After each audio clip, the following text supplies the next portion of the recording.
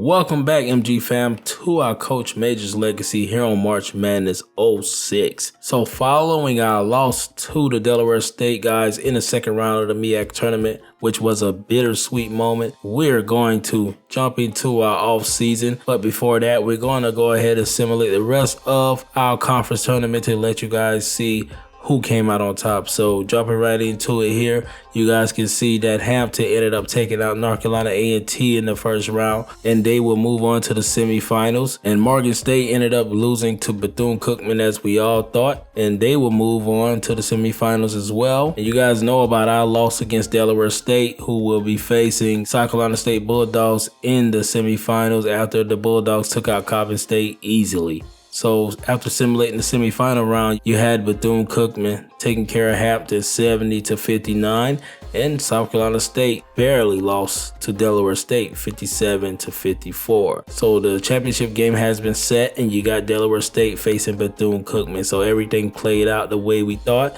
The number 1 seed will be playing the number 2 seed. And after simulating that game, Delaware State came out on top and won that one by 3 points. So a shocker for the rest of the conference, as we thought Bethune-Cookman was nearly unbeatable in this tournament. But Delaware State made us proud because that's a team that took us out. So we feel like we were a part of the championship run as well. So after the conference tournaments, you guys know it's time for the NCAA tournament. We're not going to run through all of the at-large bids / automatic bids, as they consist of the winners of their respectable conferences.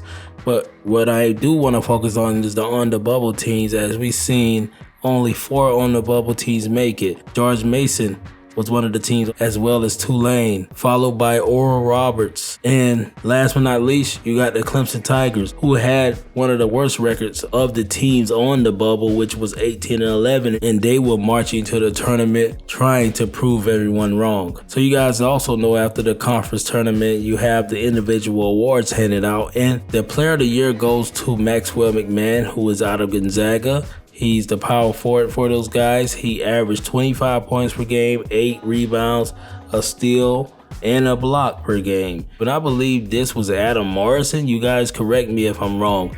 Also, the Freshman of the Year award goes to Dan Morgan. This guy is out of Utah. He is a small forward, 6'8", averaging 21 points as a freshman and nearly 4 rebounds per game, 1 steal, 3 assists. Keep your eye on that kid. He will be up for the Player of the Year award next year. And Defensive Player of the Year goes to Chris Haley out of Indiana, the center. He averaged 12.9 points per game, 7 rebounds, almost 3 blocks, and 1 steal. And the Coach of the Year goes to George Washington, head coach, who finished with an overall record of 27-3 and 15-1 in his conference. And sliding on to our conference individual awards, you got the Player of the Year going to Caleb Harrell, the center. We knew he was going to get that one, finishing with 18 points per game, 8 rebounds, 1 assist, and 2 blocks. And we knew the Freshman of the Year was going to go to Nathan Booker, who was the only freshman in our conference, who averaged 4 points and 8 rebounds per game. And the Defensive Player of the Award goes to our guy, Tremblay, who averaged nearly 14 points per game, 2 rebounds, almost 4 steals, and 6 assists. So Tremblay becomes the first player here at Maryland Eastern Shore to win an individual award. And the Coach of the Year goes to Bethune-Cookman coach, who ended up losing in the championship game to Delaware State, and they will not be playing in the NCAA tournament, even though they won 26 games. So taking a quick look at the first team, all MEAC players, you got Harrell from Bethune-Cookman, Hopkins from Norfolk State, Winborn from South Carolina State, Sherman from Howard, and Jarrett from Bethune-Cookman. The second team consists of Rotolo from Hampton, Jefferson from Coppin State, Mack from Howard, and Krenzel from Hampton, and Winslow from Florida A&M. Surprisingly, we didn't have my boy Tremblay on any of these teams after even winning an individual award. Doesn't make sense to me. So after all of that, we're going to jump right into the NCAA tournament, and we're going to cover the top seeds of each region. As you guys can see, George Washington is the top seed in the East region. In the Midwest region, we got the Indiana Hoosiers. In the South, we got the Oklahoma Sooners. And in the West, we got the Gonzaga Bulldogs. Also, Delaware State, who won our conference tournament, will be facing the Florida Gators. Now, Gonzaga is the favorites to win the whole thing, but we're going to see how this thing shakes out. So after simulating all the way to the Sweet 16,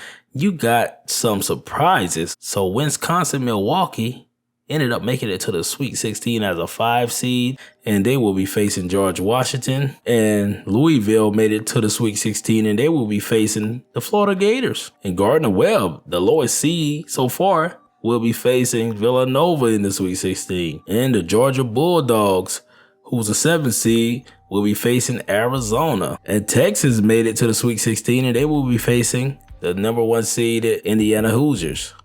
And Duke made it to the Sweet 16, and they will be facing UAB. And Oklahoma is still in there, and they will be facing Georgia Tech. And Idaho State, the 7 seed guys, made it to the Sweet 16. They will be facing the Washington Huskies. So let's simulate this thing to the Elite 8, and we got the Florida Gators making it, and they will be facing George Washington. Also, Gardner-Webb will be facing the Arizona Wildcats. They got a chance at making the Final Four as a 9 seed. And Duke made it to the Elite 8, and they will be facing Texas. And Washington is in it still, and they're facing Georgia Tech. So let's go to the Final Four, and you got Gardner-Webb making it as the lowest seed. They will be facing Florida, and Duke made it as well, and they're going to be facing the Washington Huskies. And Gonzaga, who was the favorites, didn't even make it close to the Elite 8. And we got the championship game set finally, and you got the Gators facing the Duke Blue Devils. So 2 seeds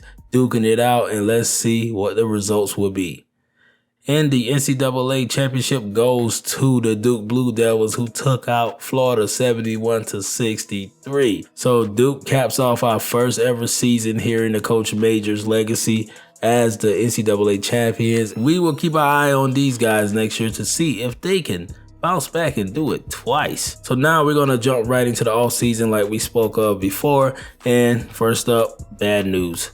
Our team APR dropped below 925. It's actually 923, which has resulted in a loss of an additional scholarship, and we need all the scholarships we can get. So this will affect our team for the upcoming season, just 1 year. So we're going to fight through that. It didn't affect any revenue, so the TV games are not affected, tournaments are not affected, but we're going to have to boost up these discipline points. So a quick look at our season tasks that we completed last season.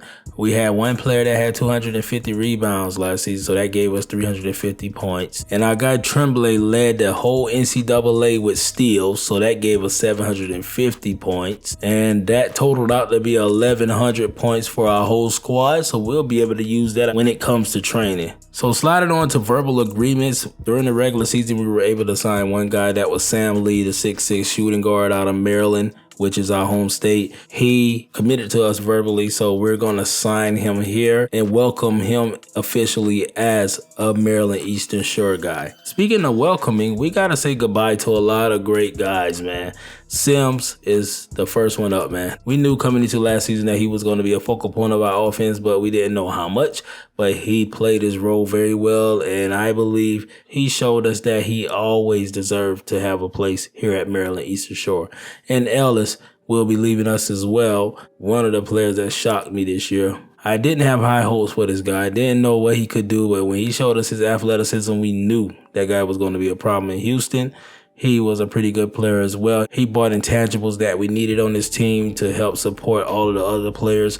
And Tremblay, our star, we know coming into this season that he was going to be the man. He did some great stuff for us, and we will be saying goodbye to him, along with Albert, the backup guard that we knew could come in and give us a defensive push. And we also will be losing Brian Terrell, who didn't see many minutes, but he did do his job when he was asked. So now jumping into the recruiting side of things, we're going to look at the top classes here, which consist of the players that were signed in season. You got teams like Wake Forest that signed 5 6-stars already and 3 5-stars. So they have 8 players already, bro, with their top player being the point guard, Clausen, who's from Iowa. And they got another guy, Mr. Amos, the center from Virginia. Then you got UConn, who had 5 guys signed to them, all 6 stars. So look forward to these guys being some of the top teams, as they always are year in and year out.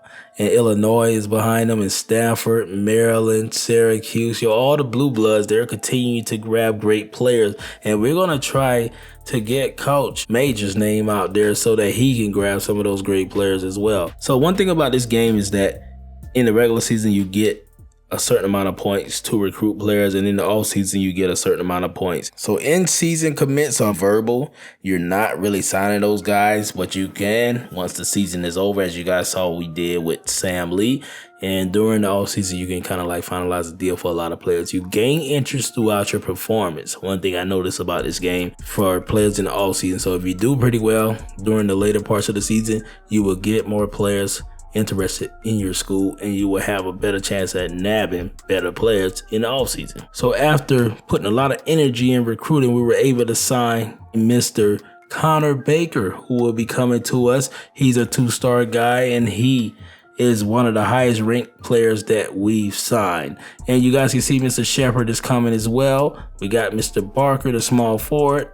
And you guys knew about Sam Lee, and Tom Baxter will be joining us as well, and Mr. Addison. And also we got Mr. Lawrence to come, the center, and Mr. Claret, the power forward. So we signed a bunch of guys, and we had to, but they're going to be young, and we're going to have to train these guys because they're not going to come in as superstars. We may have 1 or 2 guys who may be able to compete with the big dogs in our conference, but this is going to be a very inexperienced squad that we're going to be running out there with.